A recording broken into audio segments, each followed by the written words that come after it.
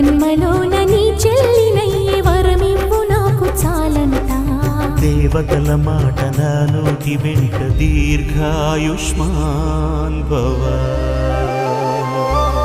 అన్న చెల్లెలి అనుబంధం జన్మ జన్మల సంబంధం. రావిలమ్మకిది జన్మదినం కోటి తార